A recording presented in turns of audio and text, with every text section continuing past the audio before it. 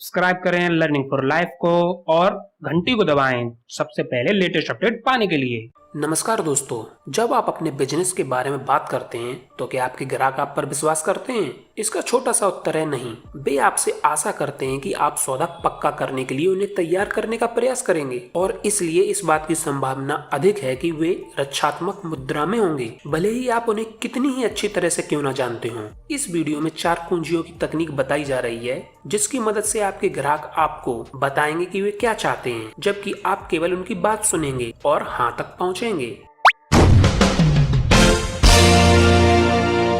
Number 1, बर्फ पिघलाएं। इस शुरुआती कुंजी का उद्देश्य ग्राहक के साथ तालमेल बनाना।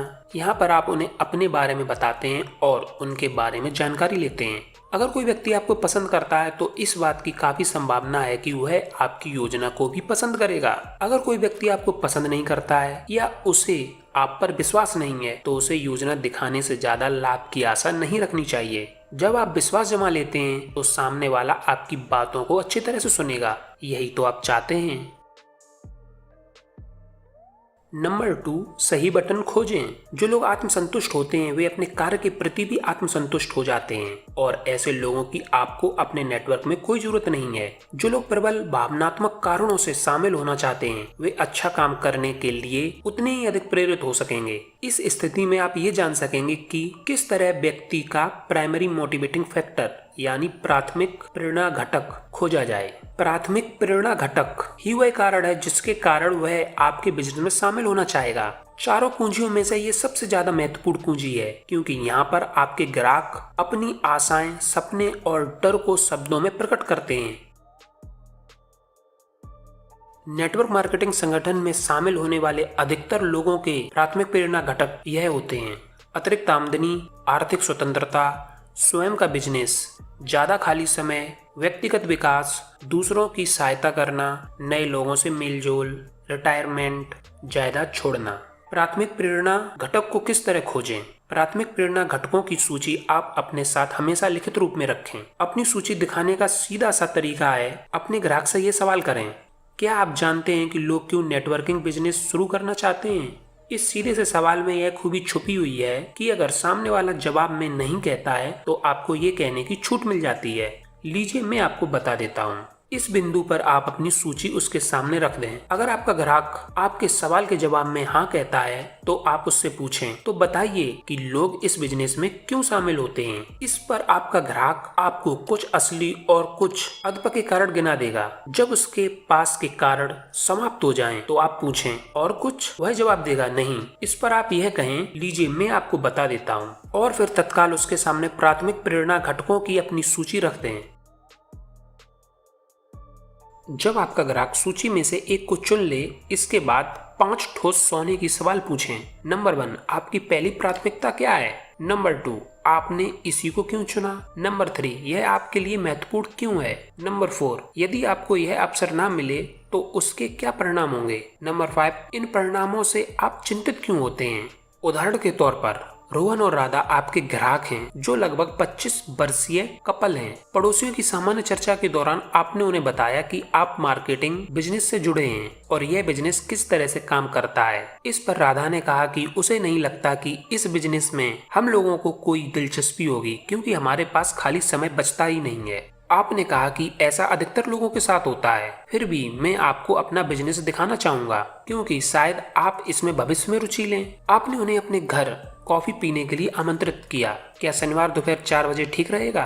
रोहन और राधा तैयार हो गए। वे दोनों 4 बजे पहुंच गए और कॉफी पीने के बाद आपने उन्हें बताना शुरू किया कि नेटवर्किंग बिजनेस क्या होता है। रोहन और राधा ने आपको बताया कि उन्होंने नेटवर्किंग के बारे में सुन रखा था और वे ऐसे लोगों को जानते हैं जिन्होंने इस बिजनेस में प्रयास किए थे और जो बाद में असफल हो गए थे। उनकी नजर में यह किसी साबुन से संबंधित था। इतना कहने के बाद उन्होंने पूछा, क्या ये एमबीए की तरह है? इस पर आपने चर्चा की भागदौड़ थाम ली।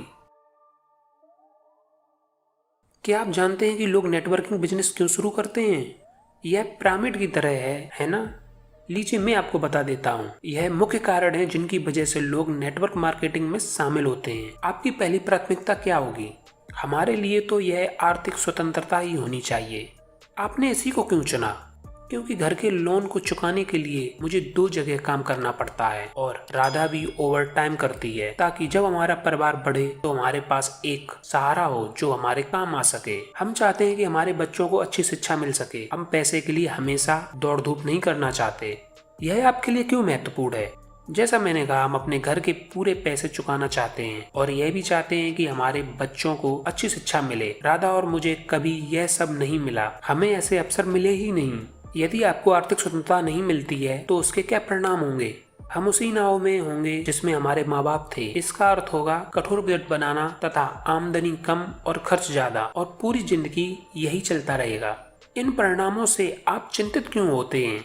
जैसा हमने कहा, अगर हम आर्थिक स्वतंत्रता प्राप्त करने का प्रयास नहीं करेंगे तो हम हमेशा संघर्ष करते रहेंगे, और ऐसा कौन चाहता है।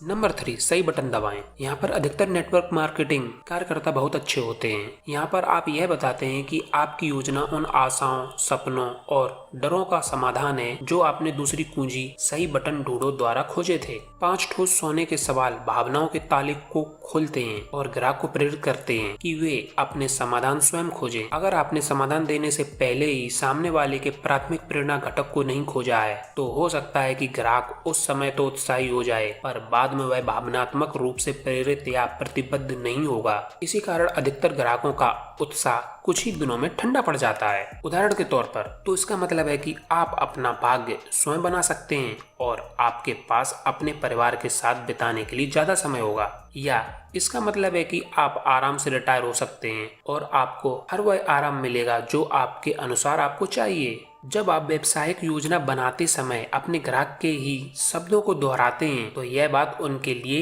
व्यक्तिगत बन जाती है। यह अर्थपूर्ण और प्रेरणादायक बन जाती है क्योंकि वे विचार व शब्द उनके होते हैं, आपके नहीं। नंबर 4, सौदा पक्का करें। अगर आप इन तकनीकों का पूरी तरह पालन करते हैं तो अपने ग्राहक से अपनी योजनाओं में शामिल होने के लिए आग्रह करना कोई बड़ी बात नहीं रह जाती। उनके खुद के भीतर इतना उत्साह पैदा हो जाना चाहिए कि वे बिजनेस शुरू करने के लिए बेताब हो जाएं। हमेशा अपनी प्रस्तुति को इस नजरिए के साथ रखें जैसे तत्काल शुरुआत करना एक स्वाभाविक प्रक्रिया हो। आपकी शैली व्यावसायिक तो हो परंतु सहज भी हो, जैसे आप हर रोज यही सब करते हैं। जब आपको लगे कि आपके ग्राहक ने बिजनेस में शामिल होने का मन बना लिया है तो याद रखें, आप उसे तुरंत शामिल होने का निमंत्रण अवश्य दें। हमेशा विश्वासपूर्ण व निश्चित बने रहें और उसे बताएं कि आप उसे शामिल करना चाहते हैं, आज ही ना कि अगले दिन। यदि ये वीडियो पसंद आई हो तो लाइक करें और इस तरह की वीडियो से आप प्यार करते हैं तो सब्सक्राइब करें। Finally, thanks for watching.